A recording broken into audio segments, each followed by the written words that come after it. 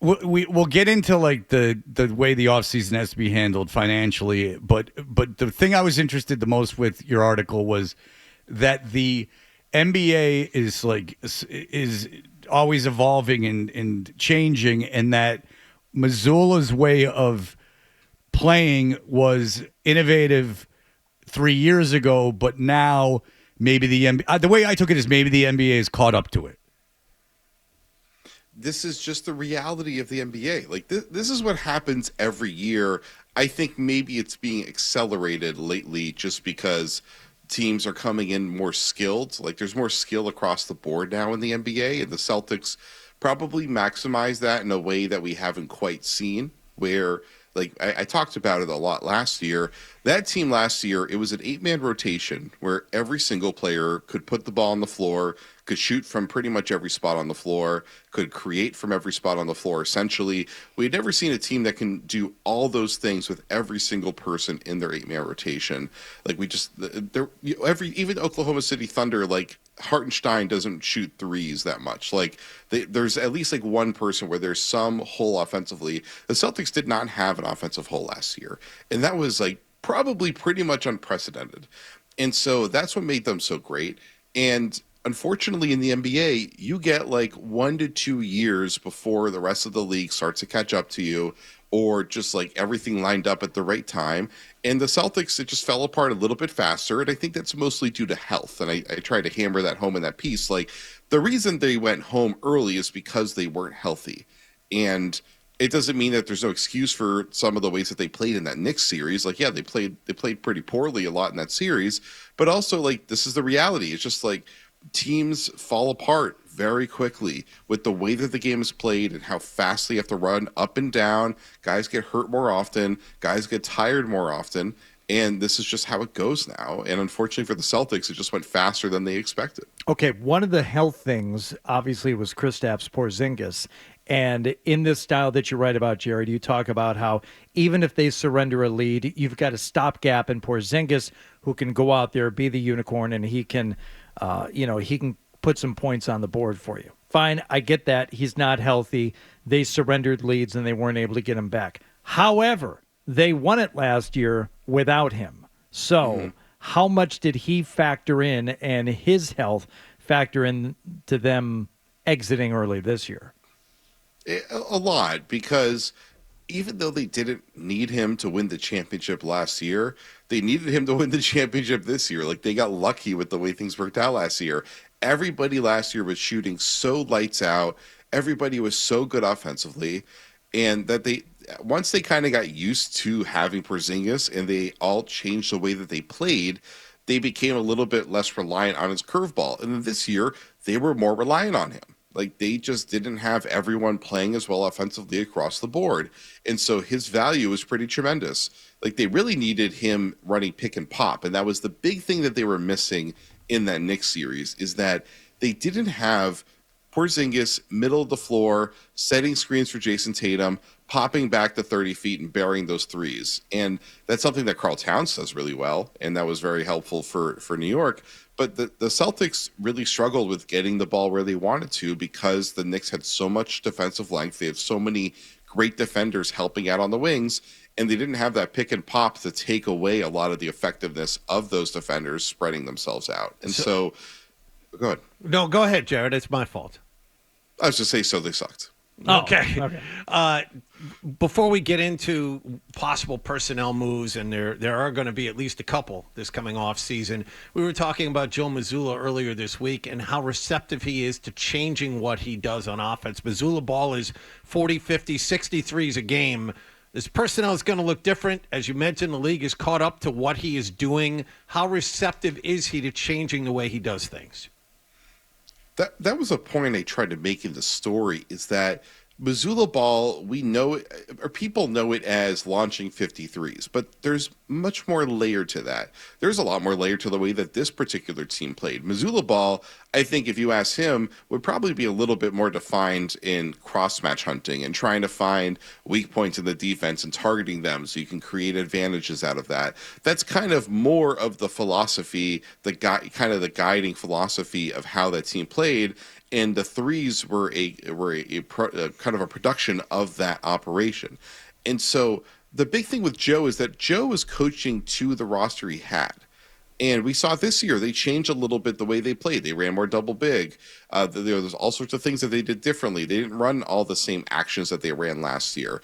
They were a little bit more geared towards back cutting along the baseline this year. There's stuff that was different about the way that they played, and that's going to continue to evolve as they get different personnel, because the personnel they get over the next year, over the next couple of years, they're going to have different skill sets. They probably are not going to have the same well-rounded team that they had last year. They're probably never going to have that again. And it's not to be discouraged. It's just that, like, that team was absolutely incredible. That was one of the best teams we've had in the NBA in a while, and matching that is unlikely. So Joe is going to have to change some of the things he does, especially because Jason Tatum, when he comes back, is not going to be the same player. He might get there eventually, and even when he does get to back being 100% healthy, he's probably going to have to change some of the ways that he plays the game. He's probably going to need to post up a lot more.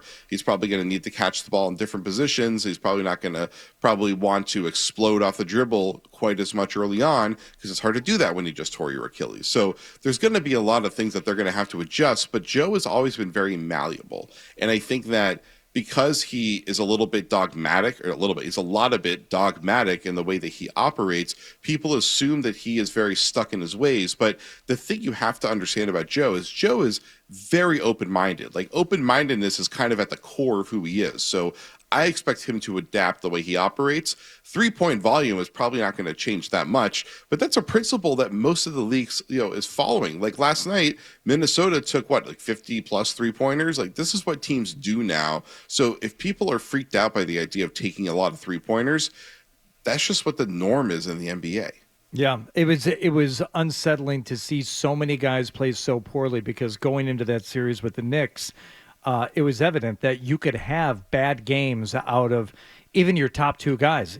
Tatum and Brown could both afford to have bad games, but as long as Derek White was still going to play okay, and you could expect Al Horford to make a few, and going deep into that 8-man rotation. Let's say that Porzingis actually was healthy and able to play, and Pritchard were able to contribute. You could have still won, and certainly not lost those first two, except for the fact that everybody seemed to play poorly. I mean, you got like 3/4 of a good game from one guy in each of those first two, and if you have a faltering to that degree, you're not going to win. And maybe Mazzulla looks at that and says, you know what, that's anomalous.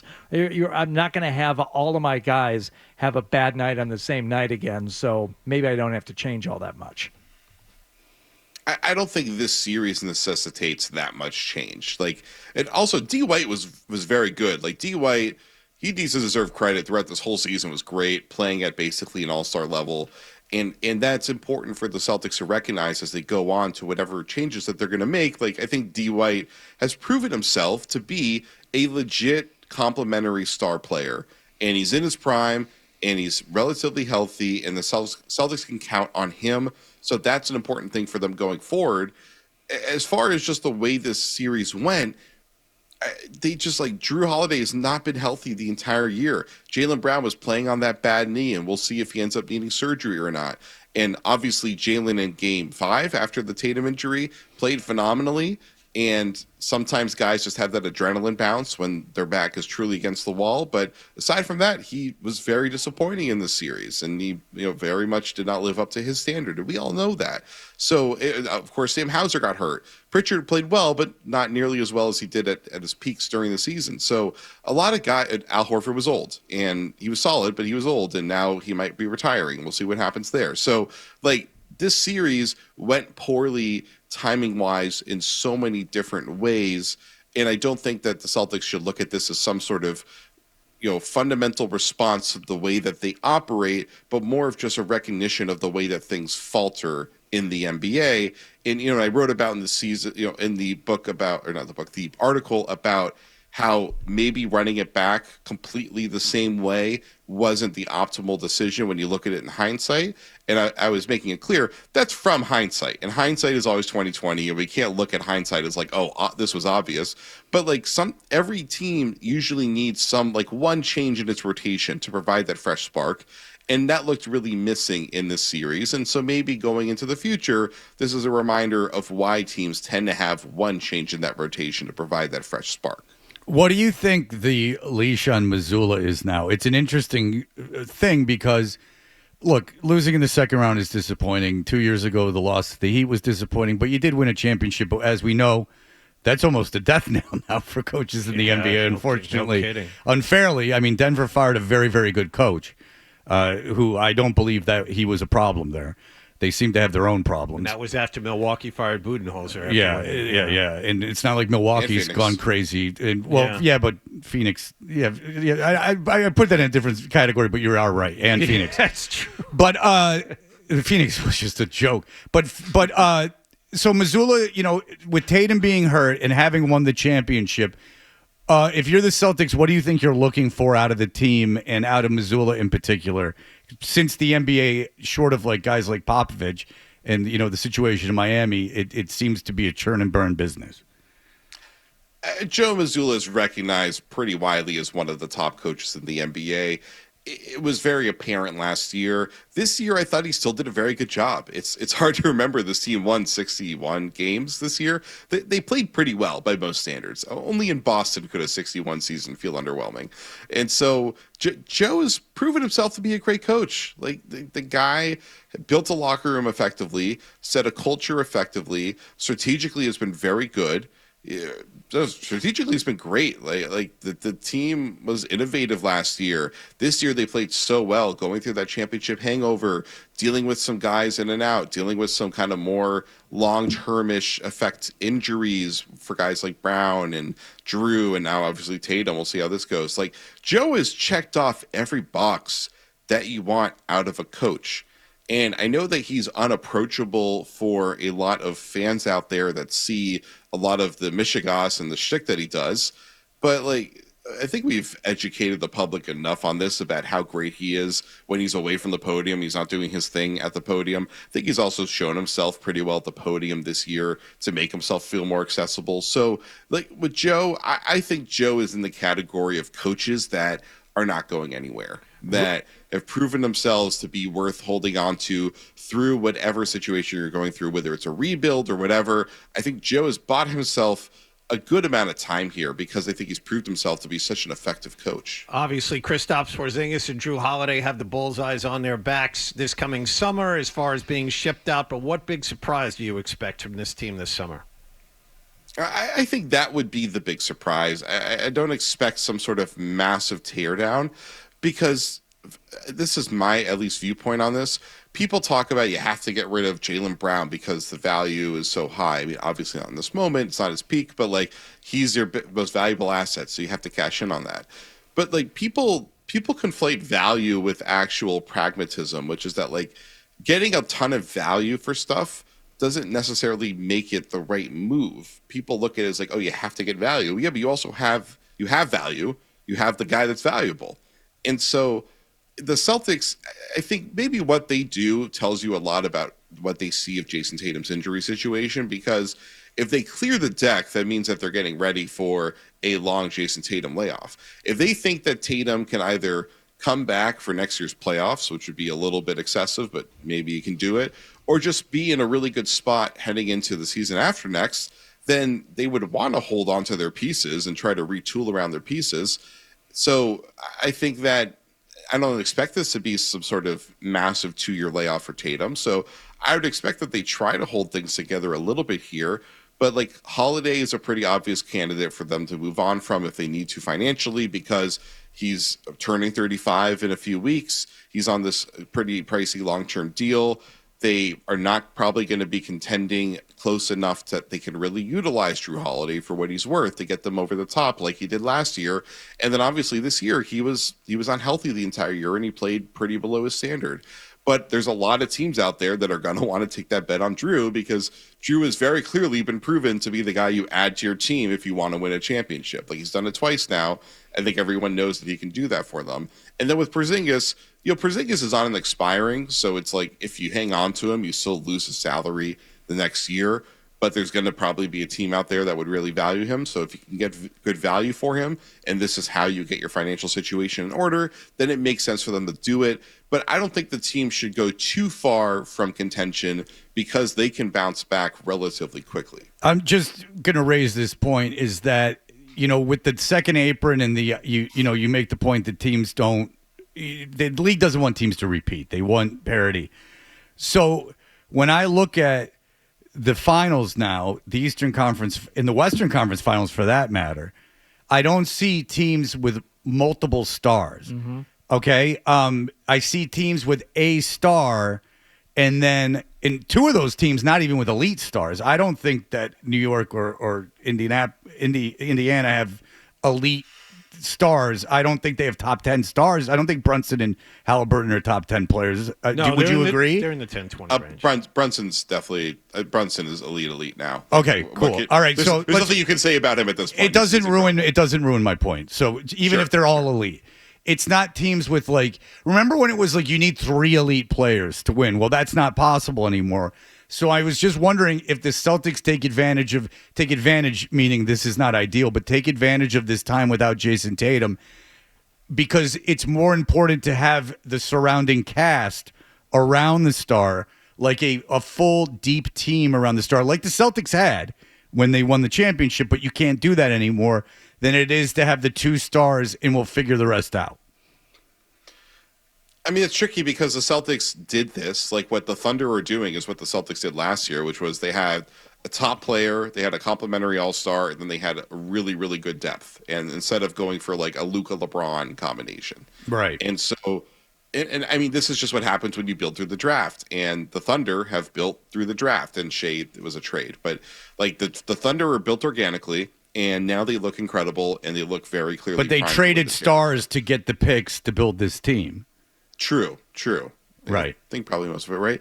But the Celtics, I think, have already kind of done that same formula. So right. They already know how to do what they're supposed to do. Certainly. I don't. The thing is, the Celtics cashed in good assets to get to where they got to, and they're not quite as asset rich as it was before. So it's a little bit harder to replicate the same buildup that they did, but also.